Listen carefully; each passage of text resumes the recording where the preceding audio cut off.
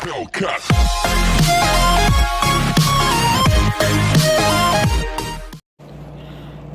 Hey guys, today we're going to be reacting to a Tim Tom camping story. So let's just get into it. Let's wait for it to buffer again. Not again, but... Oh, son of a... I'm just going to pause real quick. Okay, we got working again. So let's do this. And I'm going to turn my air conditioning off. Real quick. Oh no! This stuff.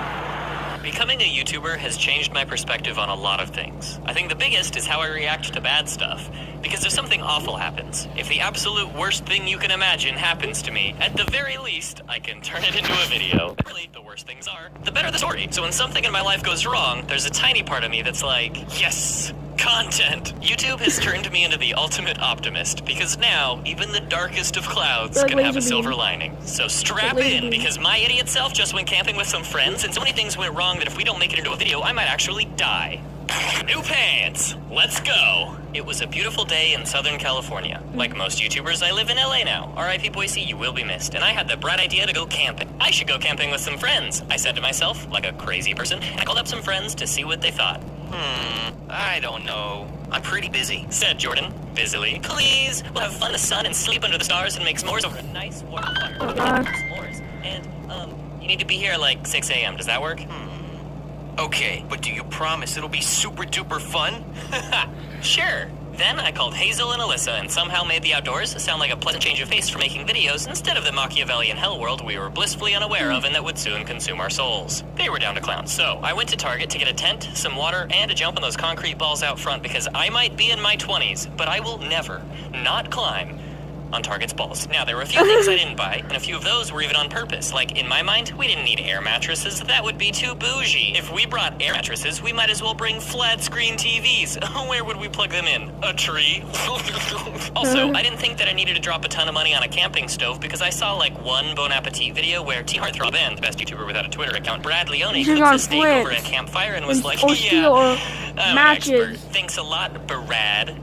Just kidding, I love you. It turns out that an air mattress and proper cooking equipment are pretty important if your plan is to venture into the wilderness and, you know, survive. Like, you didn't even finish Boy Scouts, you absolute child. I didn't know where a good place to camp would be, so I just kinda picked one. Most of the time, I really agonize over decisions. You know, see the whole picture, cover all the angles. But for this trip, I kind of figured that a campsite was a campsite, and it didn't really matter where we went. Spoiler, I was wrong. So the day came and we headed up the mountain. The road was twisting and turning, and I kind of started to feel sick, but I wasn't gonna let that get me down.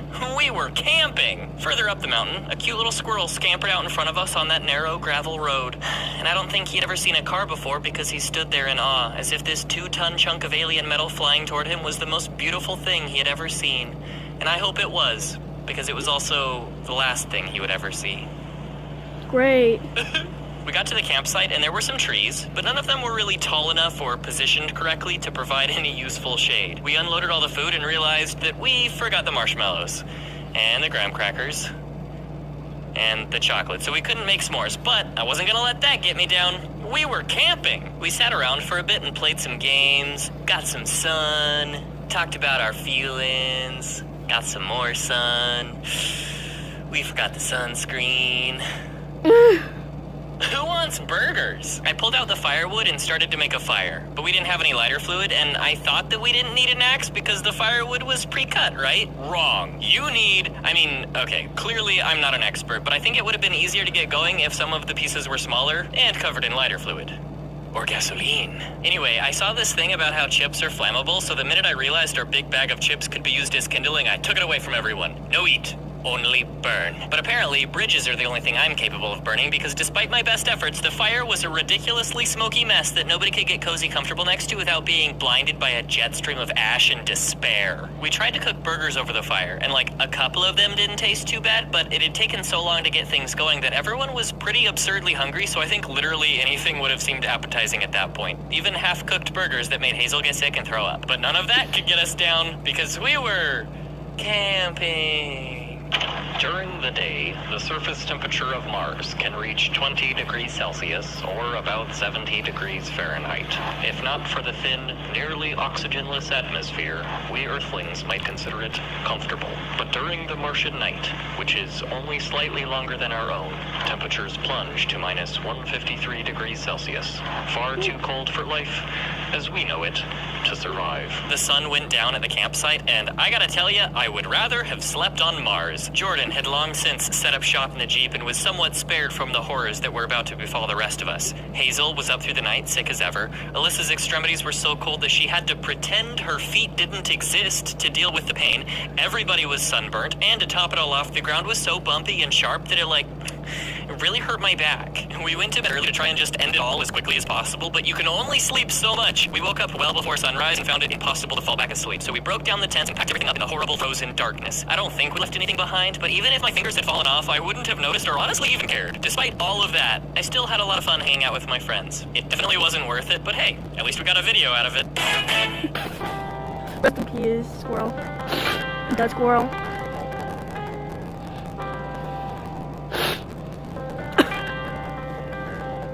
It's him.